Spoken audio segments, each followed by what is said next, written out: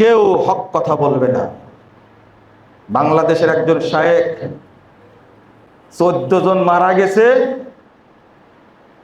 খুব সুন্দর স্ট্যাটাস দিয়েছেন, সবাই নিজ নিজ জায়গা থেকে সতর্ক হই। এটা খুব জরুরি ব্যাপার, খুব জরুরি এটা।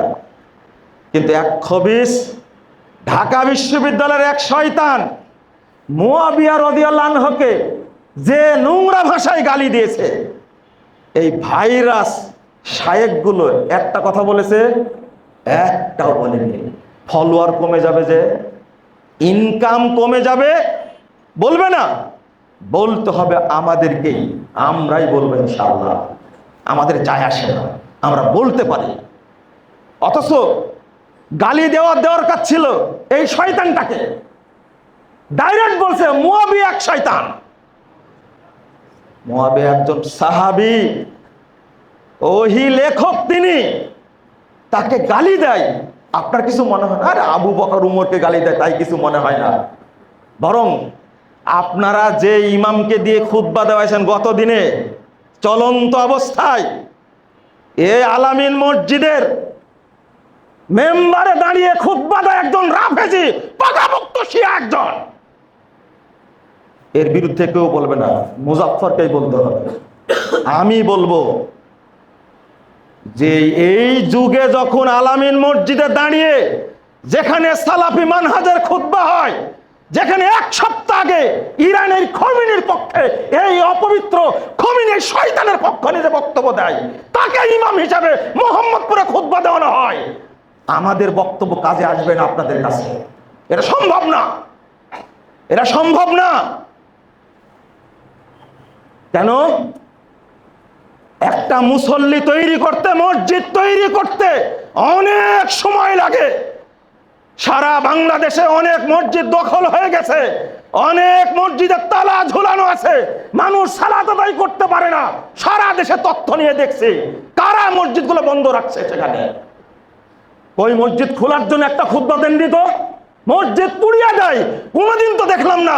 আপনি বললেন মসজিদ পুরানো ঠিক না, কারা মসজিদ পড়েছে তাদের বিচার হোক। ডিসি নাই, এসপি নাই, ওসি নাই, তারা কি করে? কোন দিন মুখ খুলেছেন আপনি? সারা বাংলাদেশে শত শত মসজিদ দখল হয়ে গেছে, পুড়িয়ে দেওয়া হয়েছে, ভেঙে দেওয়া হয়েছে, তালা মেরে রাখা হয়েছে। কেউ তো কথা বলে না। আবার প্রশ্ন জানতে চান, ঠাট্টা করেন আমাকে যে ইমামের পিছনে সালাত আদায় করলে সালাত আবার দোহরা করতে হবে কিনা, ঠাট্টা করেন আপনি। আবার প্রশ্ন করেন আপনি আমাকে যে সালাত দোহরা পড়তে হবে মানে? আমরা তো বলি যারা বিশ্বাস করে আল্লাহ সর্বত্র বিরাজমান, তাদের পিছনে সালাত হয় না। আর যারা রাফেজি, শিয়া, খমিনির সমর্থক যারা, তাদের পিছনে সালাত পড়ে সালাত হয়। এটা আপনি কে বললো? এটা যতদিন আকীদার সংশোধন না হবে ততদিন বলতেই হবে এই বাংলাদেশটাকে একটা শিয়া রাষ্ট্র পরিণত করা একটা সূক্ষ্ম ষড়যন্ত্র চলছে। আহলে হাদিসের এক তরুণ সালাফি আকীদার, সহিহ আকীদার এক তরুণ বেঁচে থাকতে এই স্বপ্ন বাংলাদেশে কোনো দিনই বাস্তবায়িত হবে না ইনশাআল্লাহ। ইনশাআল্লাহ একদিন মানুষ বুঝবে এই সমস্ত আকীদার উৎখাত বাংলাদেশ থেকে হবে ইনশাআল্লাহ। এই দেশ একদিন তাওহীদের রাষ্ট্র হবে ইনশাআল্লাহ। এই দেশ একদিন নজরুল ইসলামের স্বপ্ন এই দেশে বাস্তবায়িত হবে ইনশাআল্লাহ। আমি শুনেছি তো, ওই যে মুসলমানদের মসজিদে যাও, প্রশ্ন করতেন তুমি অমুক না মুসলমান, বলতেন না? এটা স্পষ্ট প্রশ্ন করতেন। আমরা সেক্ষেত্রে খুতবা শিখেছি, আমাদেরকে দয়া করে কষ্ট দিবেন না আপনারা, এটা অনুরোধ করছি। আকীদা বোঝার চেষ্টা করুন। আর কোরআন এবং সুন্নাহর দাওয়াত দেওয়া খুব কঠিন এবং জটিল ব্যাপার। এই জটিলতার মধ্যেই আমরা দিন পাত করছি। বক্তব্য দিয়েছি, বলছে কোথায় আছেন? ঢাকায় আছি, থাকেন, যেখানেই পাবো সেখানেই হত্যা করব। কি ভাষা এটা? নির্বাচনের 2 দিন আগে ফোন দিয়ে বলছে প্রস্তুত থাকেন, 13 তারিখ জেলখানায় যেতে হবে।